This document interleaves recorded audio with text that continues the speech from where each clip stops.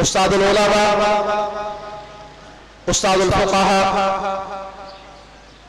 محترم جناب حضرت مولانا مفتی محمد صاحب دامت برکاتہم العالیہ، رئیس دارالافتاء و شیخ الحدیث جامعۃ الرشید، میں حضرت والا کی خدمت میں نہایت ادب کے ساتھ ملتمس ہوں کہ وہ مائک پر تشریف لائیں اور اپنی قیمتی نصائح سے ہم سب کو مستفیض فرمائیں۔ استاد العلماء، استاد الفقہا حضرت اقدس مولانا مفتی محمد صاحب دامت برکاتہم العالیہ۔ الحمد للہ رب العالمین، والصلاة والسلام على سید الرسل وخاتم النبیین وعلى آلہ وصحبہ اجمعین وعلى كل من تبعهم بإحسان إلى يوم الدين. أما بعد، فأعوذ بالله من الشيطان الرجيم. بسم الله الرحمن الرحيم. قل هل يستوي الذين يعلمون والذين لا يعلمون. وقال تعالى: يا أيها الذين آمنوا أطيعوا الله وأطيعوا الرسول وأولي الأمر منكم. وقال تعالى: وما آتاكم الرسول فخذوه وما نهاكم عنه فانتهوا. میرے قابل صد احترام معزز علماء کرام، عزیز طلباء اور سامعین محترم،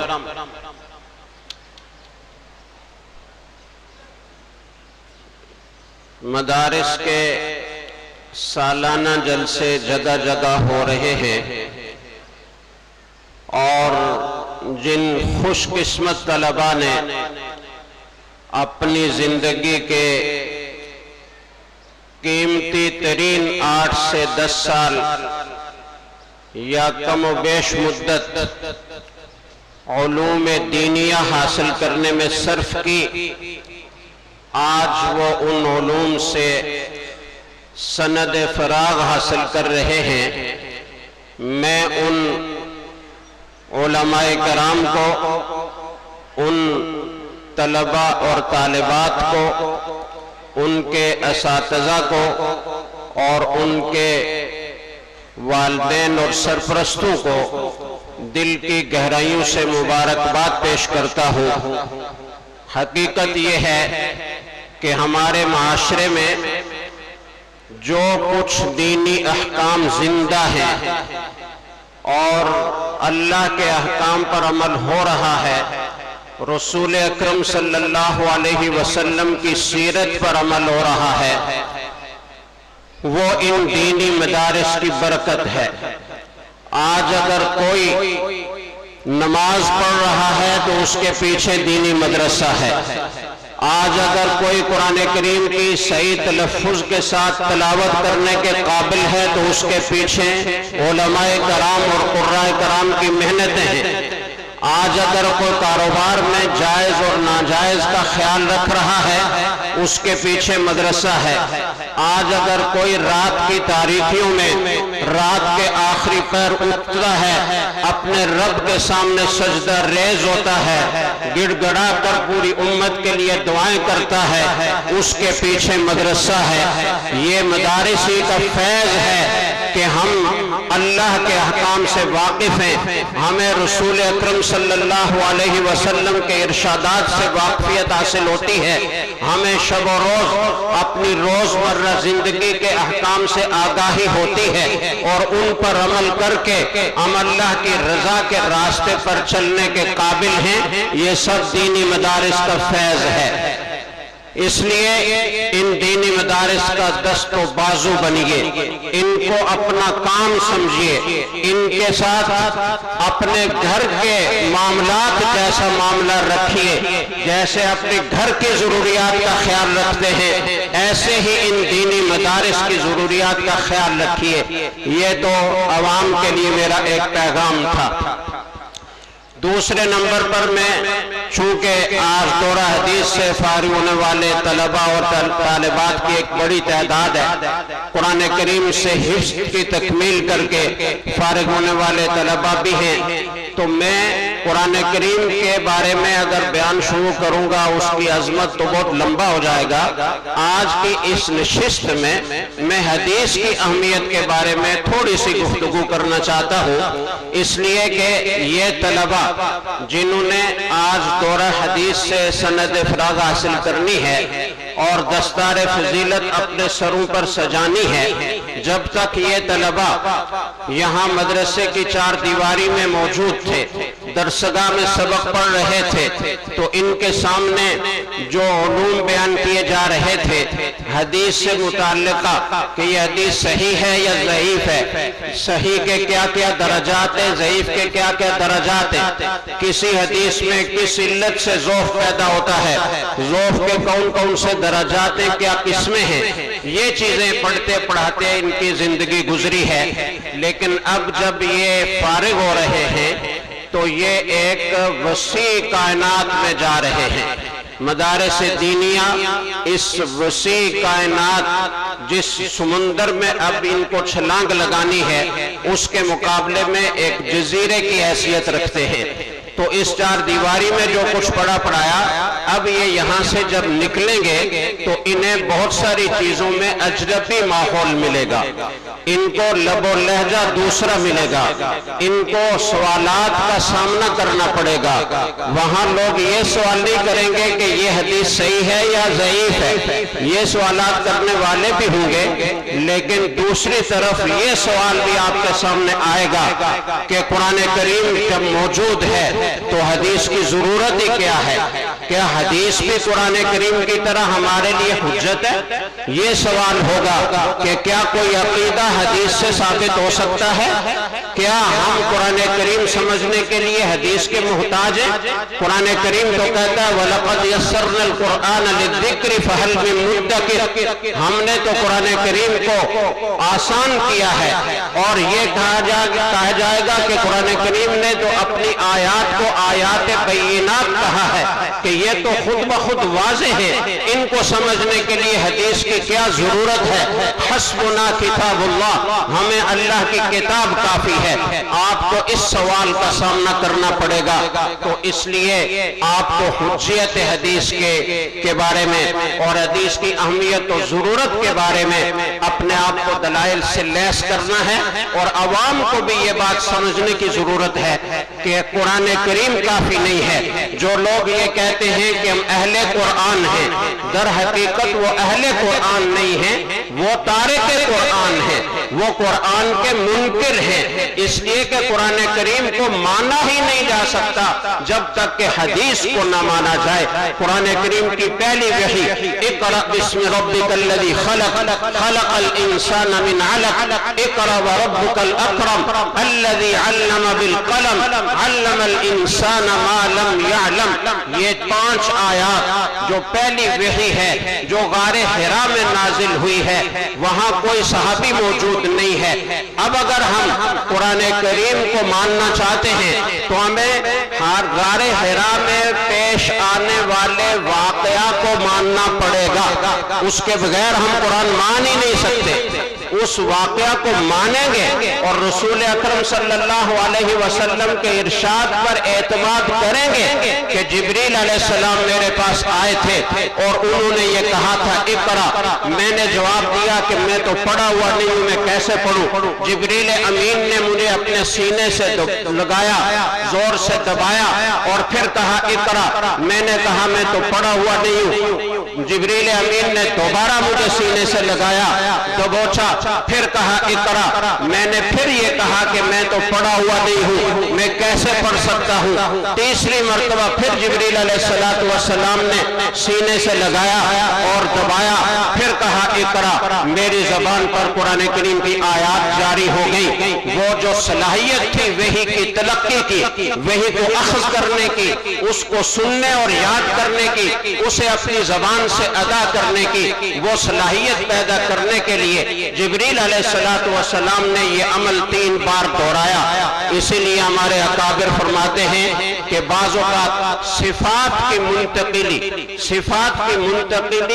دبانے سے بہت آسانی سے ہوتی ہے۔ یہ حدیث سمجھنے میں اور سمجھانے میں بعض اوقات دقت پیش آتی ہے اور بڑے بڑے لوگ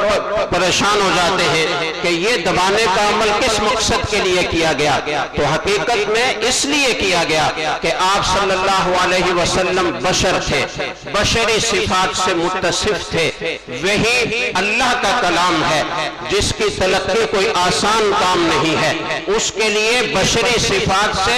ذرا اوپر اٹھنا پڑتا ہے، ملکی صفات کو اختیار کرنا پڑتا ہے، وہ اوصاف اپنے اندر پیدا کرنا پڑتے ہیں، علائق دنیا سے بالکل منقطع ہونا پڑتا ہے، ملائے اعلیٰ سے اپنا رابطہ قائم کرنا پڑتا ہے۔ اس رابطے کے لیے، وہ تلقی کی صلاحیت پیدا کرنے کے لیے، وہ ملکوتی صفات پیدا کرنے کے لیے جبریل علیہ السلام نے 3 مرتبہ سینے سے لگایا اور دبوچا۔ مجھے ایک واقعہ یاد آ رہا ہے، حضرت مولانا شبیر احمد عثمانی رحمہ اللہ تعالی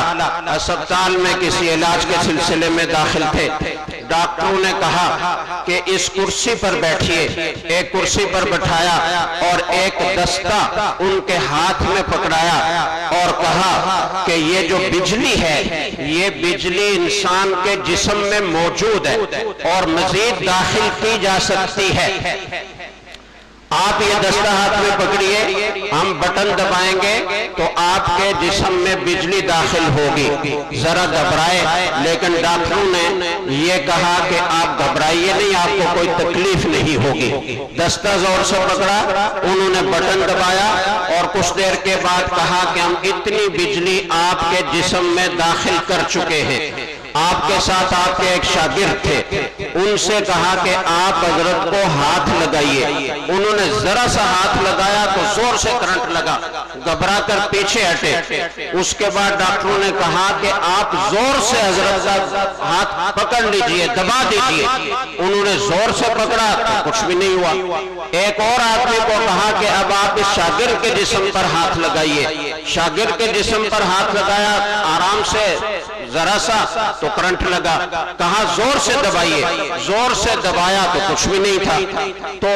حضرت مولانا شبیر احمد عثمانی رحمہ اللہ تعالی نے فرمایا کہ آج حدیث وحی کے بارے میں جو خلجان پیدا ہوتا رہتا تھا، اس کا حل تو بڑے آرام سے نکل آیا اور یہ پتہ چل گیا کہ زور سے دبانے سے صفات کی منتقلی سہولت کے ساتھ ہوتی ہے۔ اس لیے جبریل علیہ السلام نے سہولت کے ساتھ دبایا۔ دوسرا آدمی آرام سے ہاتھ لگا رہا ہے تو کرنٹ لگ رہا ہے، زور سے پکڑ رہا ہے تو کچھ بھی نہیں ہو رہا، بجلی ایک سے دوسرے کو، دوسرے سے تیسرے کو منتقل ہو رہی ہے۔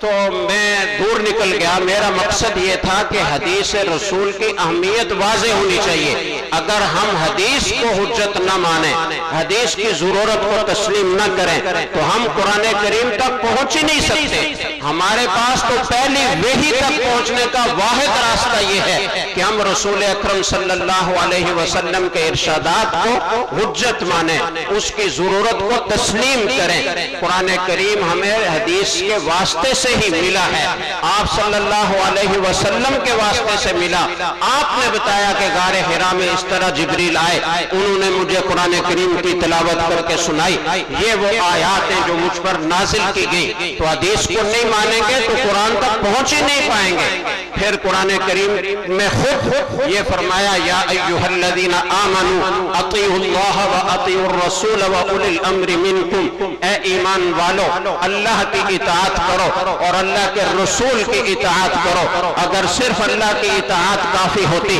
صرف قرآن کریم کافی ہوتا تو اطیعوا الرسول کہنے کی ضرورت نہیں تھی۔ اللہ کے احکام کلام اللہ کی شکل میں ہمارے پاس موجود تھے، ان کو پڑھتے، ان کا اتباع کرتے، بات پوری ہو جاتی، لیکن اللہ فرما رہے وَأَطِیعُوا الرَّسُولَ، اطاعت رسول مستقل فرض ہے، جیسے اللہ کی اطاعت فرض ہے اسی طریقے سے اللہ کے رسول کی اطاعت فرض ہے۔ اور دوسری آیت میں فرمایا وَمَا آتَاكُمُ الرَّسُولُ فَخُذُوهُ وَمَا نَهَاكُمْ عَنْهُ فَانْتَهُوا، جو کچھ رسول تمہیں دیں اسے لے لیا کرو، اور جو کچھ رسول تمہیں منع کریں اس سے رک جایا کرو۔ اگر اللہ کی اطاعت کافی ہوتی اور کلام اللہ کافی ہوتا تو رسول اکرم صلی اللہ علیہ وسلم کے بارے میں یہ نہ فرمایا جاتا کہ جو کچھ وہ دیں اسے لے لو، جس سے منع کریں اس سے رک جاؤ۔ اور ایک آیت میں تو یہ فرمایا مَن یُطِعِ الرَّسُولَ فَقَدْ أَطَاعَ اللَّهَ، جس نے رسول کی اطاعت کی اس نے اللہ کی اطاعت کی۔ رسول کی اطاعت اللہ کی اطاعت ہے، کیوں؟ اس لیے کہ رسول اپنی مرضی سے کچھ نہیں بولتا، وَمَا يَنْطِقُ عَنِ الْهَوَىٰ إِنْ هُوَ إِلَّا وَحْيٌ يُوحَىٰ، وہ تو اپنی خواہش سے بولتے ہی نہیں ہیں، وہ تو جو کچھ فرماتے ہیں وہ ان پر وحی کیا جاتا ہے۔ ایک وحی قرآن کی شکل میں ہے جس کی تلاوت کی جاتی ہے، جس کے ایک ایک حرف پر 10 نیکیاں ملتی ہیں، اور ایک وحی وہ ہے جو غیر مطلوب ہے جس کی تلاوت نہیں کی جاتی، وہ بھی مضمون اللہ ہی کا ہوتا ہے، زبان اور الفاظ رسول اکرم صلی اللہ علیہ وسلم کی ہوتی ہے۔ اس لیے جیسے وحی مطلوب حجت ہے اور اس کی ضرورت اور اہمیت ہے، اسی طریقے سے وحی غیر مطلوب کی بھی اہمیت اور ضرورت ہے، وہ بھی حجت ہے۔ اسے مانے بغیر ہم قرآن کریم کے مفاہیم کو سمجھ ہی نہیں سکتے۔ اگر اللہ کا قرآن کافی ہوتا، جیسے کہ اہل قرآن کہتے ہیں اور کہتے ہیں حسبنا کتاب اللہ، ہمیں اللہ کی کتاب کافی ہے، اگر یہ کافی ہوتا تو رسول اکرم صلی اللہ علیہ وسلم کو مبعوث کرنے کی ضرورت ہی کیا تھی؟ قرآن کریم نازل کر دیا جاتا۔ مشرکین مکہ کا مطالبہ تھا کہ یہ کتاب یک بار کی ہم پر نازل کر دی جاتی، ہم پڑھ لیتے، ایسا کیوں کہ اس کے لیے ایک رسول بھیجا گیا اور اس پر رفتہ رفتہ وحی اتاری گئی۔ تو اس کی وجہ یہی ہے کہ اس کلام پاک کو سمجھنے کے لیے حدیث رسول کی تشریحات ضروری ہیں، اس کے بغیر اس کا سمجھنا ممکن نہیں ہے۔ صحابہ کرام رضی اللہ تعالیٰ عنہم جو اہل لسان ہیں، جو عربی تکلم میں اپنے زمانے کے فصیح اور بلیغ شعراء جن کے اندر موجود ہیں، جن کی لغت دانی دنیا میں مشہور و معروف ہے، ان کا دنیا میں کوئی مقابلہ نہیں کر سکتا،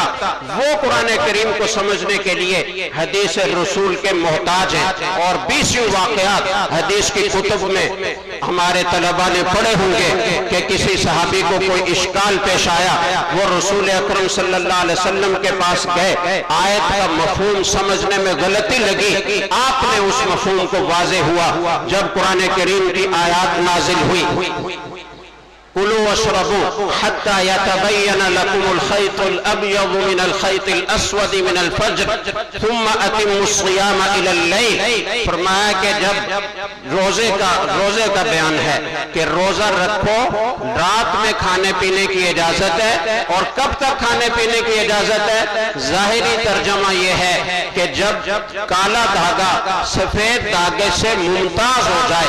واضح ہو جائے، اس وقت تک تمہیں کھانے پینے کی اجازت ہے۔ تو ایک صحابی نے اپنے تکیے کے نیچے کالا دھاگا اور سفید دھاگا رکھ لیا اور اس کو دیکھتے رہے کہ یہ کب آپس میں ممتاز ہوں گے، کالا الگ نظر آئے گا اور سفید الگ نظر آئے گا، اس وقت تک میں کھاتا پیتا رہوں گا۔ جب صبح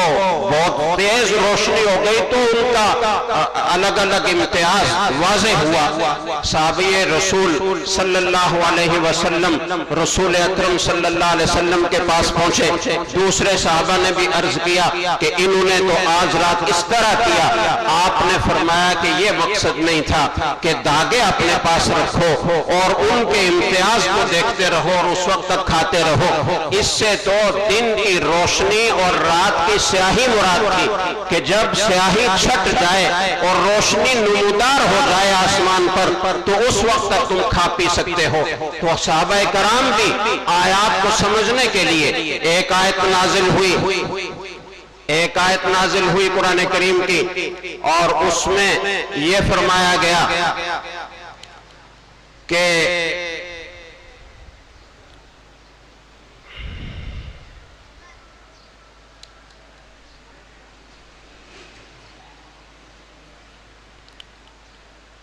وَإِن کیا ہے وہ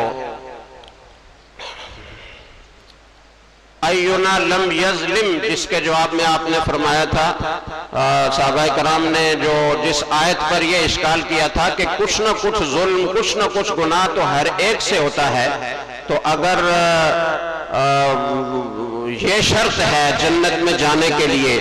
اور ہدایت پانے کے لیے کہ کوئی گناہ سرزد نہ ہو، آیت کا جیسے مفہوم ہے، تو پھر ہم میں سے تو کوئی بھی جنت میں نہیں جا سکتا۔ آپ صلی اللہ علیہ وسلم نے آیت کسی کو یاد ہے طلبہ میں سے؟ نہیں،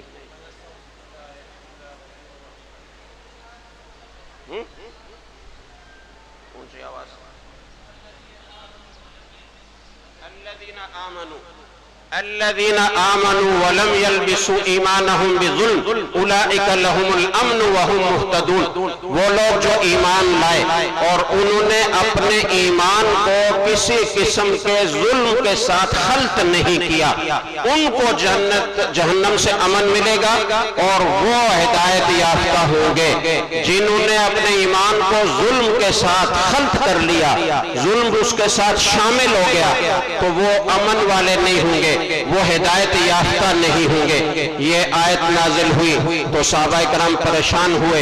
اور انہوں نے عرض کیا کہ یا رسول اللہ اینا لم یظلم،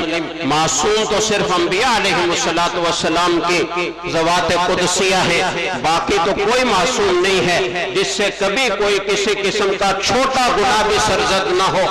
ظلم میں تنوین تنکیر کی ہے، کسی قسم کا ادنا ظلم بھی نہ ہو، تو وہ امن حاصل کریں گے، وہ ہدایت یافتہ ہوں گے۔ تو ہم میں سے کون ہے کہ جس نے کبھی نہ کبھی کوئی ظلم نہ کیا ہو، کبھی نہ کبھی کوئی گناہ اس سے سرزد نہ ہوا ہو؟ تو آپ صلی اللہ علیہ وسلم نے سمجھایا کہ یہاں ظلم سے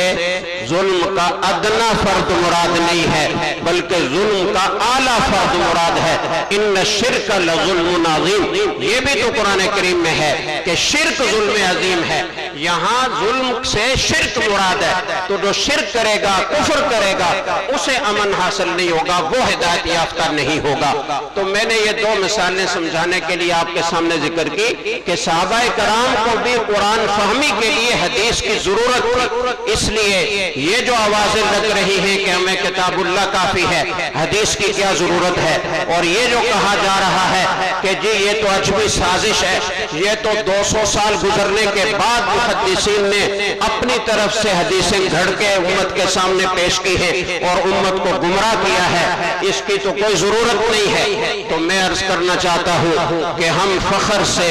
اور بڑے اعتماد کے ساتھ اور پورے یقین کے ساتھ یہ کہہ سکتے ہیں جو دنیا کی اور کوئی قوم نہیں کہہ سکتی کہ ہمارے پاس ہمارے نبی، ہمارے پیغمبر، ہمارے آقا احمد مجتبی محمد مصطفیٰ صلی اللہ علیہ وسلم کا ایک ایک ارشاد اسی طرح محفوظ ہے جیسا کہ آپ کی زبان اقدس سے وارد ہوا تھا، جیسے آپ نے ارشاد فرمایا تھا اسی طرح محفوظ ہے۔ دنیا کی کوئی قوم، کوئی مذہب اور کوئی ملت یہ دعویٰ نہیں کر سکتے کہ ہمارے پاس ہمارے نبی کی باتیں محفوظ ہیں۔ ان کے پاس تو اللہ کا جو کلام تورات اور انجیل کی شکل میں نازل ہوا تھا وہ محفوظ نہیں رہا، تو نبی کی باتیں کہاں سے محفوظ ہوں گی؟ ہم یہ فخر سے کہہ سکتے ہیں کہ جیسے اللہ کا کلام بغیر کسی ایک شوشے کے فرق کے، بغیر کسی ایک نقطے کی تبدیلی کے ہمارے پاس الحمدللہ سے والناس تک موجود ہے، اور اگر دنیا سے صحائف کو خدا نخواستہ ختم بھی کر دیا جائے، قرآن کریم کے سارے نسخے مٹا دیے جائیں، تو الحمدللہ ہمارے پاس کروڑوں حفاظ موجود ہیں جو الحمدللہ سے والناس تک اللہ کے پورے کلام کو اپنے سینوں میں سوئے ہوئے ہیں، ان کے سینے کلام اللہ سے منور ہے، وہ اپنے حفظ سے وہ دوبارہ قرآن کریم بالکل اسی طرح لکھوا سکتے ہیں۔ اسی طریقے سے ہم یہ بھی فخر سے سے کہہ سکتے ہیں کہ ہمارے نبی کی باتیں ہمارے پاس بالکل اسی طرح محفوظ ہیں جیسے آپ نے ارشاد فرمائی تھی اللہ محدثین کی قبروں کو نور سے بھر دے. انہوں نے اپنی زندگیاں کھپائی اور حدیث کی حفاظت کی. لوگوں نے حدیث میں گڑبڑ کرنے کی کوشش کی, من گڑت حدیثیں بنا کر حدیث کے ذخیرے میں داخل کی, لیکن محدثین نے چھان پھٹک کر دودھ کا دودھ اور پانی کا پانی کر دیا اور 5 لاکھ راویان حدیث کے بچپن سے لے کر انتقال تک کے حالات کو تفصیل کے ساتھ محفوظ کیا. کب پیدا ہوئے, کہاں پیدا ہوئے, ان کا علاقہ کون سا ہے, اس علاقے کے موسم کیا ہے, وہ انہوں نے بچپن کیسے گزارا, لڑکپن کیسے گزارا, جوانی کیسے گزاری, انہوں نے اپنا 1.5 عمر کا زمانہ کیسے گزارا, کن کن سے کیا کیا علوم حاصل کیے, ان کے شاگرد کون کون سے ہیں, ان کے دنیاوی معاملات کیسے تھے, ان کا اثر رسوخ کیسا تھا, ان کے اخلاق کیسے تھے, ان کا صدق اور سچائی کیسا تھا, ان کی امانت اور دیانت کیسی تھی. ایک ایک چیز 5 لاکھ افراد کی محدثین نے محفوظ کی, اور ان حالات کے محفوظ کرنے سے حدیث دودھ کا دودھ اور پانی کا پانی ہو گیا. اب ہمیں بہت اچھی طرح معلوم ہے, جس نے بھی علم حدیث کا فن حاصل کیا ہے, جس میں علم رجال کو پڑھا ہے, جس نے تخصص فی الحدیث کیا ہے, جسے علوم حدیث سے کچھ واسطہ ہے, وہ سمجھ سکتا ہے کہ یہ حدیث صحیح ہے اور صحیح کے کون سے درجے کی ہے, یہ حدیث حسن ہے, حسن کا کون سا درجہ ہے, یہ حدیث ضعیف ہے اور ضعف کا کون سا درجہ ہے, اور یہ حدیث من گڑت اور ناقابل اعتبار ہے, اس کا کوئی اعتبار نہیں ہے, یہ حدیث نہیں ہے, یہ کسی نے اپنی طرف سے گھڑ کر اس کو حدیث کا عنوان دیا ہے. دنیا کی کوئی قوم اس طرح کا مستند ذخیرہ اپنے نبی کے ارشادات کا پیش کرنے سے عاجز ہے. ہمارے پاس یہ ذخیرہ موجود ہے اور قیامت تک ان احادیث سے ہدایت حاصل کی جاتی رہے گی, اور ان احادیث کی روشنی میں اللہ کے کلام قرآن کریم کو سمجھا جاتا رہے گا, اور ہدایت کا نور اور ہدایت کا چراغ انشاءاللہ روشن رہے گا. اور یہ آپ کے علماء, یہ طلباء, یہ اپنی جانیں لگا کر انتھک محنت کر کے آپ کی آئندہ آنے والی نسلوں کی ایمان کی حفاظت کی ضمانت ہے, ان کو آپ اہمیت دیجئے, ان کا دست و بازو بنیے. آخری بات میں کہنا چاہتا ہوں کہ تعلیمی نظام کے بارے میں وقتاً فوقتاً بحث و مباحثہ اٹھتا رہتا ہے, اور حکومت کی طرف سے بھی بعض مطالبات ہوتے ہیں اور علماء کرام کی طرف سے اس کے جوابات ہوتے ہیں.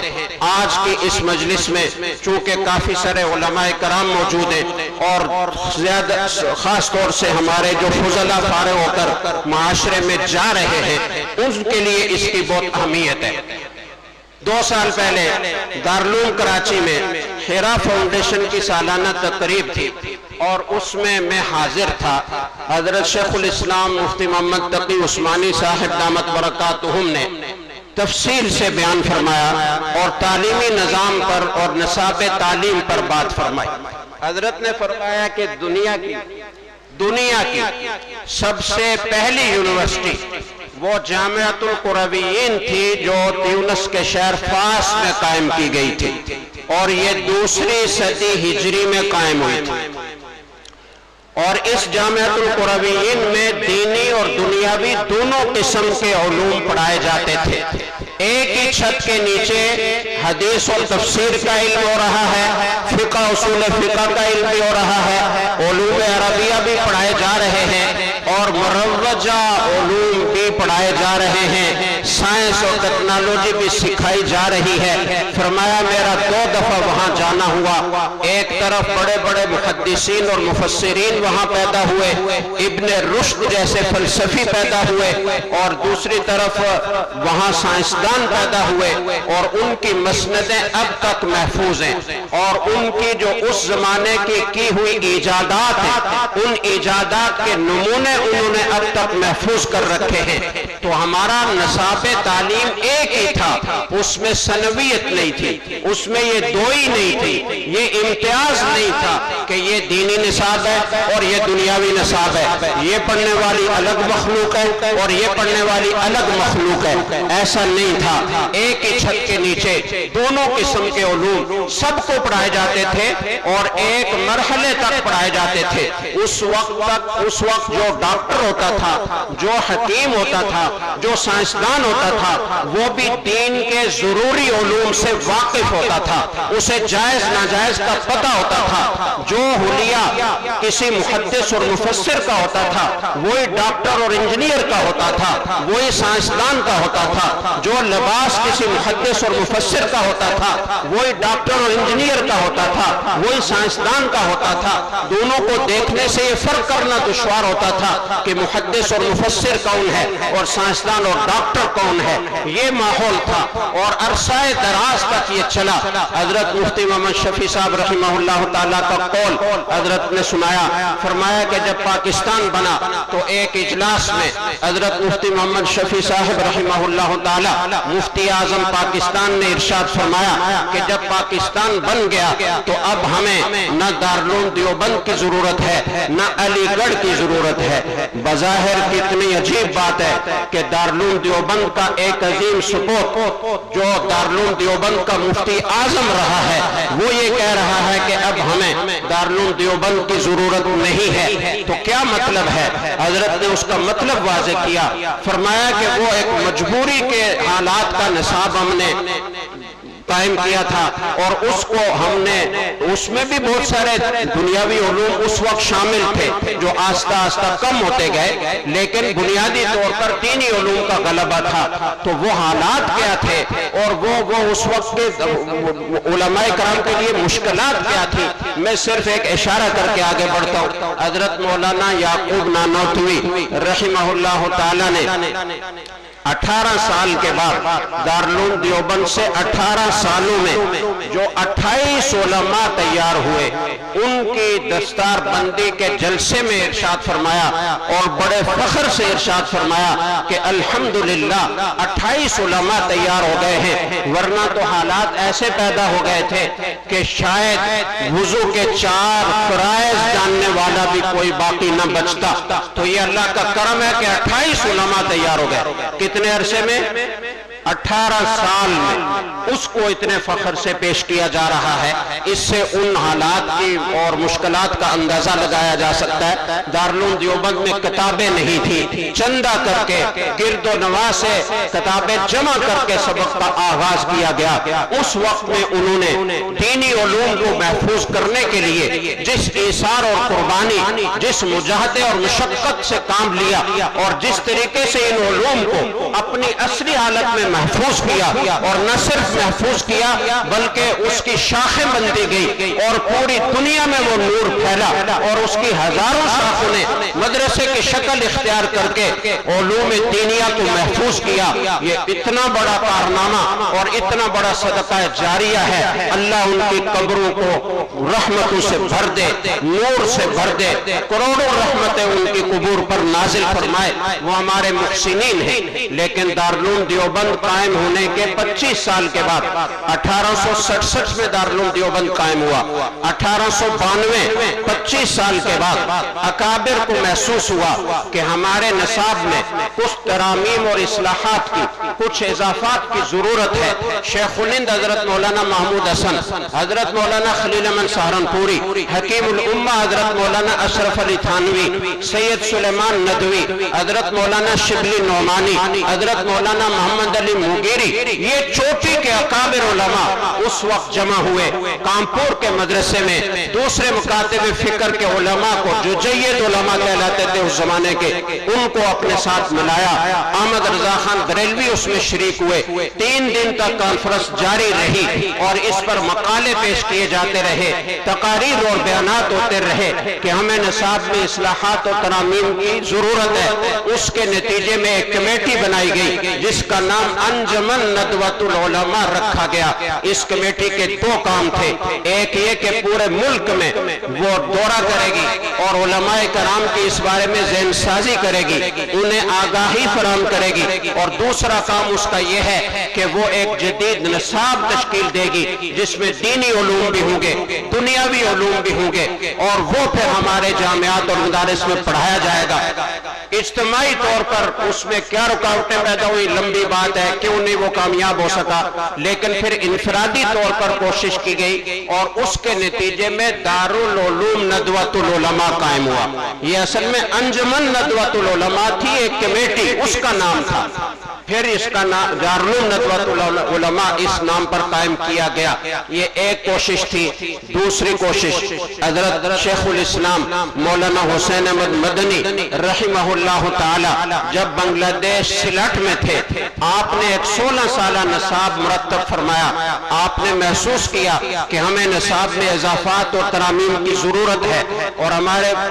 طلباء کو دینی علوم کے ساتھ ساتھ عصری علوم پڑھایا جانا بھی اہم ہے، اور معاشرے کے تقاضوں کو اس کے بغیر پورا کرنا مشکل ہے۔ حضرت نے نصاب مرتب کیا۔ مقدمے میں لکھا کہ میں نے ساری دنیا کے نصابوں کا جائزہ لیا، جب تک میں نے دوسرے نصاب نہیں دیکھے تھے تو میں اس نصاب پر مطمئن تھا اور سمجھتا تھا کہ اس سے بہتر کوئی نصاب نہیں ہو سکتا، لیکن میں نے مصر کے دوسرے ممالک کے جامعات اور یونیورسٹیوں کے نصاب دیکھے، مجھے احساس ہوا کہ ہمیں کچھ علوم کی اپنے اس نصاب میں اضافہ کرنے کی ضرورت ہے۔ چنانچہ انہوں نے 3 مراحل میں ایک 16 سالہ نصاب مرتب کیا، 3 سال پرائمری کے، 5 سال متوسطہ کے، 8 سال پھر انتہائی درجات کے۔ ان 16 سالوں میں دینی علوم کے ساتھ ساتھ سارے معاشرتی علوم، سارے جدید علوم، عصری علوم آپ نے شامل کیے۔ ریاضی اس میں ہے، الجبرا جیومیٹری اس میں ہے، سائنس اس میں ہے، طب اس میں ہے، جغرافیہ اس میں ہے، فلکیات اس میں ہے۔ یہ جغرافیہ اس حد تک کہ طلباء نقشہ نویسی کی مشق بھی کریں گے اور اپنے اپنے علاقے کا اور ایشیا کا نقشہ خود بنائیں گے کہ یہ اس کا جغرافیہ ہے۔ یہاں تک انہوں نے ان چیزوں کو شامل کیا، اور یہ فرمایا کہ ہر طالب علم کو 5 زبانیں سیکھنا لازم ہوگا۔ نمبر 1 بنگلہ جو مقامی زبان ہے، نمبر 2 اردو جو ہماری بر صغیر کی زبان ہے اور علمی زبان بھی ہے، نمبر 3 عربی جو علمی اور مذہبی زبان ہے، نمبر 4 فارسی جو علمی اور مذہبی زبان ہے، نمبر 5 انگریزی، اور آگے چل کر جو انتہائی درجات ہیں ان میں یہ بھی فرمایا، یا دوسرے جو مرحلہ کے آخری درجات ہیں ان میں یہ فرمایا کہ ایک اور بین الاقوامی زبان، انگریزی سمیت ایک اور بین الاقوامی زبان سیکھنا ہر طالب علم کو لازم ہوگا۔ ان زبانوں کے نام بھی لکھے ہیں، اور یہ نصاب آپ نے مرتب فرمایا۔ آگے وہ چلا نہیں اور اس کا کوئی نظام بن نہیں سکا، رکاوٹیں پیدا ہوئی، اور وہ میں مثال کے طور پر ایک اس کی رکاوٹ آپ کے سامنے رکھتا ہوں۔ دارالعلوم دیوبند میں کچھ حالات تبدیل ہوئے، آپس میں کچھ پتہ نہیں عوام کے سامنے اس کو ذکر کرنا مناسب ہے یا نہیں ہے، لیکن نتیجہ اس کا یہ نکلا کہ حضرت مولانا شبیر احمد عثمانی رحمۃ اللہ علیہ کو بنگلہ دیش سے دارالعلوم دیوبند کے مخصوص حالات کی وجہ سے بلایا گیا، اور ان کو صدر مدرس اور شیخ الحدیث بنا کر یہاں رکھا گیا۔ تو وہ جو نظام انہوں نے بنایا تھا جس کو وہ اب لے کر آگے چلنا چاہتے تھے وہ آگے نہیں بڑھ سکا۔ اسی طرح کی 20 کوششیں ہوئی ہیں، اور یہ تفصیل تاریخ دارالعلوم ندوۃ العلماء میں اور تاریخ دارالعلوم دیوبند میں، علماء ہند کے شاندار ماضی میں اور دوسری کتب تاریخ میں ملتی ہیں کہ کس کس زمانے میں حضرت شیخ الہند رحمۃ اللہ علیہ نے کیا کیا کوششیں کی۔ ایک آخری بات کر کے میں اپنی بات ختم کرتا ہوں۔ کچھ سال پہلے البلاغ میں قاری محمد طیب قاسمی رحمۃ اللہ علیہ جو حضرت مولانا قاسم نانوتوی رحمۃ اللہ علیہ کے پوتے ہیں اور جو دارالعلوم دیوبند کے 50 سال سے زیادہ عرصے تک محتمم رہے ہیں، 1394-95 میں حضرت مولانا محمود اشرف عثمانی دامت برکاتہم جو دارالعلوم کراچی کے کبار مفتیان کرام میں سے ہیں، انہوں نے مکہ مکرمہ میں یا مدینہ منورہ میں ان سے ایک انٹرویو کیا، بہت سارے سوالات کیے، ان سوالات کے جوابات دیتے ہوئے حضرت قاری محمد طیب صاحب رحمہ اللہ تعالیٰ نے فرمایا کہ میں جب افغانستان گیا تو افغانستان کے بادشاہ اور میرے درمیان ایک معاہدہ ہوا، ہم نے یہ معاہدہ کیا کہ ہم اپنے دارالعلوم دیوبند کے 11 فضلاء آپ کے پاس بھیجیں گے، چونکہ آپ کے ہاں عصری تعلیم بہت شاندار ہے، جرمنی کا کالج علیحدہ ہے، فرانسیسی کالج علیحدہ ہے، انگلش کا کالج علیحدہ ہے، ترکی زبان کا کالج علیحدہ ہے۔ ہمارے علماء کو جہاں عصری علوم کی ضرورت ہے وہاں ان زبانوں کے سیکھنے کی بھی ضرورت ہے، ہم اپنے علماء 11 آپ کے پاس بھیجیں گے جو یہاں عصری علوم سیکھیں گے اور یہ مختلف زبانیں سیکھیں گے اور واپس آ کر پھر اپنے معاشرے میں اور پوری دنیا میں اللہ کے پیغام کو عام کرنے کے لیے اپنی صلاحیتیں صرف کریں گے۔ اور آپ اپنے 11 گریجویٹس ہمارے پاس دارالعلوم دیوبند بھیجیں گے جنہوں نے عصری علوم کی تکمیل کر رکھی ہوگی، ہم انہیں دینی علوم سکھائیں گے۔ اس طریقے سے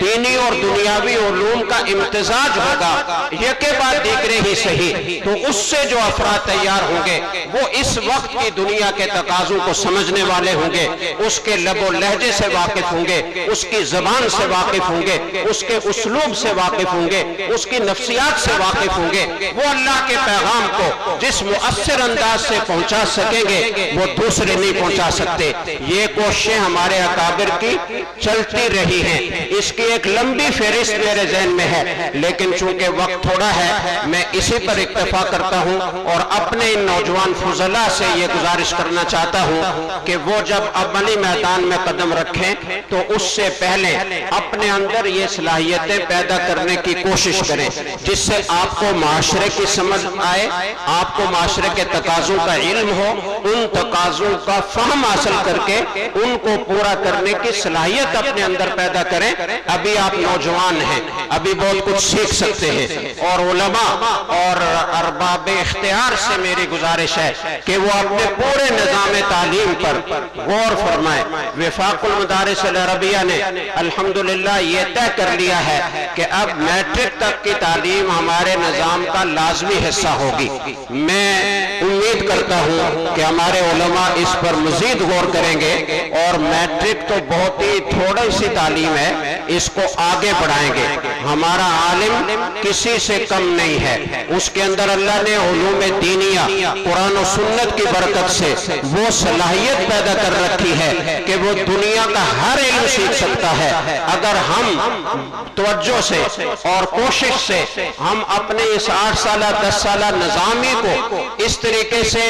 اسٹیبلش کر لیں کہ دینی اور دنیاوی دونوں علوم کو جمع کر کے ایک ہی چھت کے نیچے پڑھیں تو اس سے جو افراد تیار ہوں گے وہ ایک تو مقاصد شریعت میں جا کر کسی جگہ بکنے والے نہیں ہوں گے، وہ مقاصد شریعت پر کوئی سمجھوتا کرنے والے نہیں ہوں گے، اور وہ دنیاوی علوم سے آراستہ ہو کر دنیا کے تقاضوں کو سمجھنے والے ہوں گے، اور دنیا کی جو الجھنیں ہیں ان کو ان کی زبان میں ان کی الجھنوں کا حل پیش کرنے کی صلاحیت رکھنے والے ہوں گے، تو ان سے جو فائدہ ہوگا وہ اس کے بغیر نہیں ہو سکتا، اور یہ عملاً ممکن ہے، صدیوں تک ہوتا رہا ہے، اور ہمارے اکابر نے اس پر بار بار غور کیا، اس کے لیے مشورے کیے، اس کے لیے اقدامات کیے۔ اس نظام کو لینے کی ضرورت ہے۔ یہ تو انگریز کی ایک سازش تھی جس نے آ کر ہمیں تقسیم کیا کہ یہ دینی علوم ہے، یہ دنیاوی علوم ہے، یہ مسٹر ہے، یہ ملا ہے۔ ہمیں اس تفریق کو ختم کرنا ہے۔ جب تک آپ اس کو ختم کرنے کی صحیح نہیں فرمائیں گے